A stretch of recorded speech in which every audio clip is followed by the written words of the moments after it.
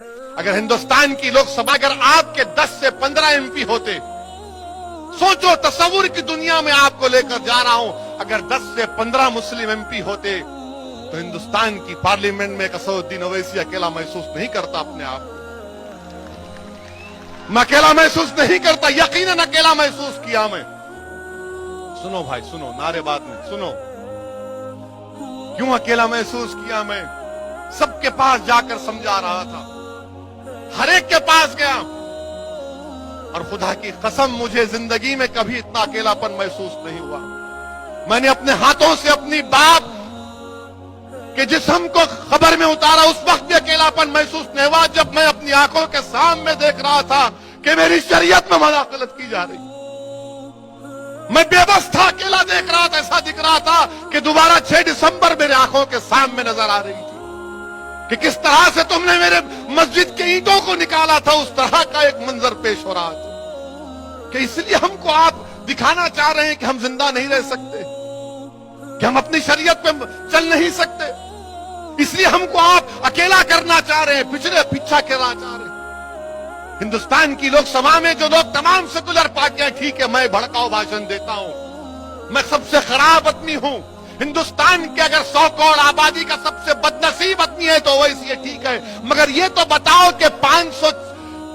540 کے ایوان میں صرف 4% مسلم MP کیوں جیت کے آتے؟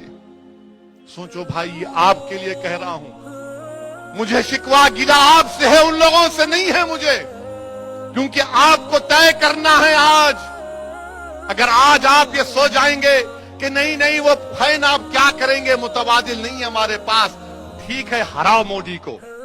میں نہیں کہہ رہا ہوں کہ مت ہراؤ مودی کو، میں یہ نہیں کہہ رہا ہوں RSS کو، BJP کو مت ہراؤ، میں یہ بھی نہیں کہہ رہا ہوں کہ شیو سینا کو مت ہراؤ، مگر کیا تم مہاراشٹرا کے اسمبلی میں 5-6 دیوانوں کو کامیاب نہیں کر سکتے جو صرف تمہارے نام پر پاگلوں کی طرح تم بولے گا اٹھ وارث تو اٹھ جائے گا، بیٹھ وارث تو بیٹھے گا، بھاگ امتیاز تو بھاگے گا تمہارے نام پہ؟ بتاؤ میرے بھائی، کون ہے تمہارا پھر جن پر آپ نے بھروسہ کیا؟ وہ کیا کیے؟ لوک سبھا کی اس بحث کے ریکارڈ کو اٹھا کر پڑھ لو آپ، ہر ایک کی بحث آپ کے سامنے ہے، کسی کا نام لینا نہیں چاہتا، مگر سب ڈر رہے ہیں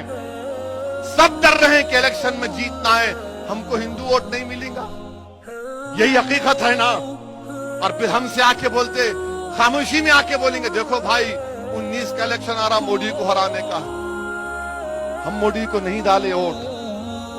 نہ ہم کبھی ڈالیں گے انشاءاللہ تعالی۔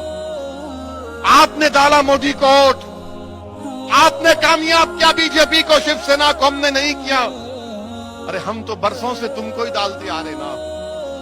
ہماری 1 نسل 2 نسل 3 نسل 4 نسل 5 نسل نکل گئی، تم کو ہی ووٹ ڈال رہے،